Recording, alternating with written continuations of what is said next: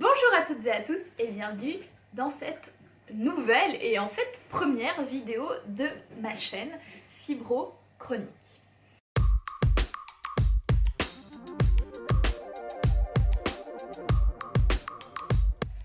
Donc pour ceux qui ne sont pas familiers du mot fibro, en fait c'est le raccourci pour la maladie, la fibromyalgie, qui est donc une maladie chronique qui concerne la douleur. Donc dans cette vidéo, je vais tout simplement vous expliquer qu'est-ce que c'est la fibromyalgie, de manière générale, s'il y a des traitements, tout ça, comment savoir ce que c'est que la fibromyalgie, quels sont les symptômes. Voilà. Si vous cherchez des informations diverses et variées sur moi, sur l'équipement, tout ça, n'hésitez pas à aller checker dans un premier temps la barre d'infos. Et si vous n'avez pas trouvé la réponse à votre question, n'hésitez pas à écrire un petit commentaire. Donc la fibromyalgie, qu'on appelle aussi SPID, en fait ça veut dire syndrome polyalgique idiopathique diffus. J'avoue, j'ai les petites notes parce que j'arrive pas à le retenir. C'est une maladie qui est reconnue depuis les années 90, depuis 1992 par l'OMS et beaucoup plus récemment en France. C'est un syndrome qui allie donc des douleurs physiques mais aussi des troubles psychiques, c'est-à-dire dépression, fatigue. En gros, c'est les deux grands pôles, mais il peut y en avoir plein d'autres. Le souci de cette maladie, c'est qu'elle ne peut pas être diagnostiquée par les moyens classiques, c'est-à-dire que c'est un diagnostic par élimination. On va faire des tests et éliminer toutes les autres maladies possibles. Par ailleurs, c'est une maladie chronique qui n'est que très peu connue dans le monde médical. J'ai moi-même galéré clairement pour pouvoir en fait avoir un diagnostic et avoir des médecins qui m'écoutaient. On m'a dit quand j'étais jeune que j'avais de l'arthrite juvénile, qui est en fait une maladie très grave. On m'a dit que j'étais un tamalou. Un jour on m'a dit bah, vous avez la fibromyalgie, faites du sport mais pas trop. Au revoir, clairement. Aucune prise en charge. Et j'ai dû persévérer. Je crois qu'on m'a même diagnostiqué la crampe de l'écrivain. Enfin, voilà, c'est vraiment très peu connu et assez difficile à diagnostiquer. L'errance médicale est très très longue, c'est-à-dire qu'il y a beaucoup de temps. L'errance médicale est très très longue, ce qui veut dire que les patients ont en moyenne plusieurs années avant d'être diagnostiqués. Donc par exemple, moi j'ai mis 10 ans à être diagnostiquée. Mais alors, à quoi c'est dû la fibromyalgie? Eh ben c'est une très bonne question, déjà vu.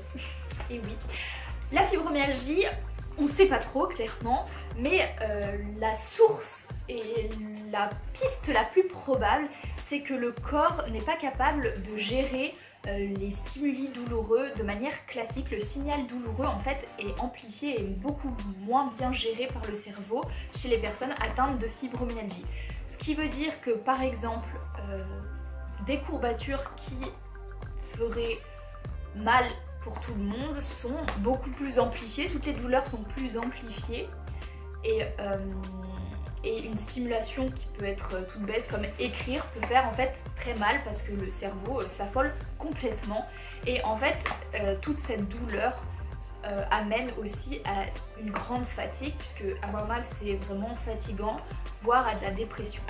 Il faut savoir que chez les personnes atteintes de fibromyalgie, il y a 4 fois plus de chances d'être dépressif ou anxieux, donc c'est vraiment énorme.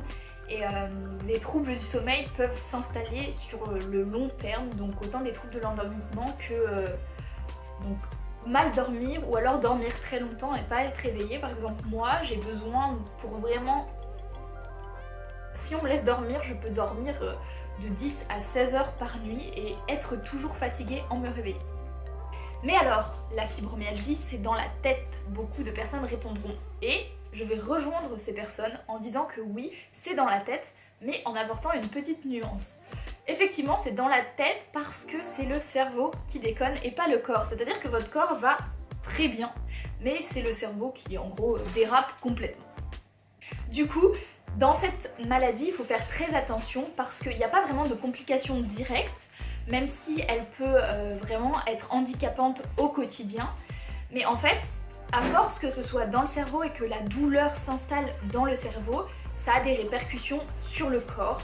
On connaît encore mal la puissance du cerveau, mais ça on le sait, il faut continuer à s'entretenir, surtout quand on a la fibromyalgie, pour éviter après des dégénérescences sur le corps à long terme. Et tu vas me dire, toi qui es resté là tout le long de la vidéo, je te remercie un max. D'ailleurs, si tu es resté là tout le long de la vidéo, mets un petit émoticône loup en commentaire, ça me fera super plaisir. Et puis comme ça, les autres ils comprendront pas du tout ce qui se passe. Tu vas me dire, à quoi va te servir ta chaîne, Lisa? Très bonne question. Eh bien moi, j'ai la fibromyalgie depuis 10 ans, j'ai aujourd'hui 20 ans, je m'appelle Lisa. Et mon but ici, ça va vraiment être de te partager mon quotidien, qu'est-ce que c'est la fibromyalgie, quels problèmes il peut y avoir, que tu aies cette maladie, que tu penses avoir cette maladie, ou simplement que tu sois là par but informatif, ou même que tu sois un proche d'une personne atteinte de la fibromyalgie.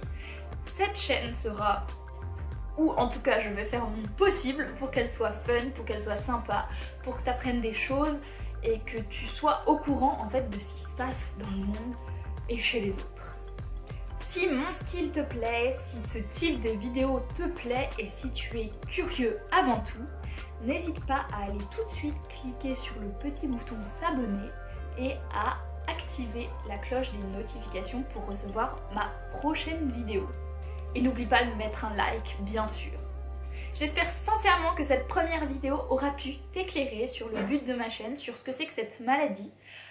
J'ai vraiment essayé de faire un général, mais quand même concis. Donc n'hésite pas, si tu as des questions en barre d'infos, j'y répondrai dans de prochaines vidéos. D'ici là, je te fais plein de bisous. Et je vous dis à bientôt mes petits loups dans une prochaine vidéo. Salut, salut!